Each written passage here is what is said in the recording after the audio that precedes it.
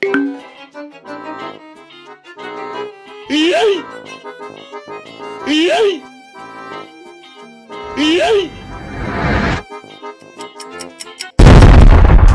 కూడా అనుకున్నారా అలా రాత్రంతా ఛార్జింగ్ పెడితే మొబైల్ బ్లాస్ట్ అవుతుందని? కానీ అలా జరగదు. ఇప్పుడు వచ్చే స్మార్ట్ ఫోన్స్లో ఓవర్ ఛార్జింగ్ ప్రొటెక్షన్ ఉంది అండ్ 100% ఛార్జ్ అయ్యాక ఆటోమేటిక్గా ఛార్జింగ్ అనేది ఆఫ్ అవుతుంది. సో బ్లాస్ట్ అయ్యే ఛాన్స్ చాలా రేర్గా జరుగుతుంది.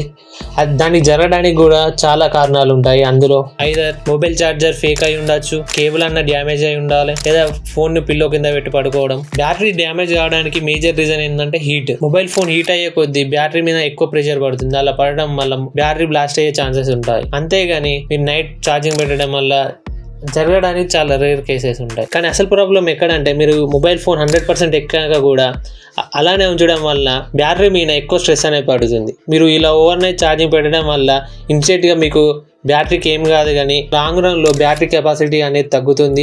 ఇప్పుడే నేను ఒక సింపుల్ రూల్ చెప్తా. ఈ రూల్ ఫాలో అయితే మీరు ఈజీగా 1 to 2 years వరకు మీ బ్యాటరీకి ఏం కాదు. రూల్ ఏంటంటే మీరు ఎప్పుడు మీ మొబైల్ ఛార్జింగ్ని 20 నుంచి 80 to 90% మధ్యలోనే ఉంచాలి. అండ్ సెకండ్, మొబైల్ని ఛార్జింగ్ చేయడానికి ఓన్లీ ఒరిజినల్ అడాప్టర్స్ మాత్రం యూజ్ చేయాలి. ఫేక్ అడాప్టర్స్ యూజ్ చేయడం వల్ల బ్యాటరీ లైఫ్ అనేది దెబ్బతింటుంది. అసలు ఇప్పుడు వచ్చే బ్యాటరీ కెపాసిటీకి, బ్యాటరీ ఇచ్చే ఫాస్ట్ ఛార్జింగ్కి అసలు మనం ఓవర్ నైట్ ఛార్జింగ్ పెట్టాల్సిన అవసరం లేదు. ఇప్పుడు వచ్చే అడాప్టర్స్తో మీరు just 15 to 20 minutes full charge చేసుకోవచ్చు.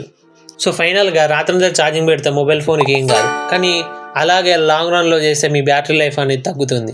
మీరు కూడా ఇలాగా ఓవర్ నైట్ ఛార్జింగ్ పెడతారా? Let me know in comment section. ఇలాంటి క్వాలిటీ కంటెంట్ కోసం సబ్స్క్రైబ్ టు రాజ్ టెక్.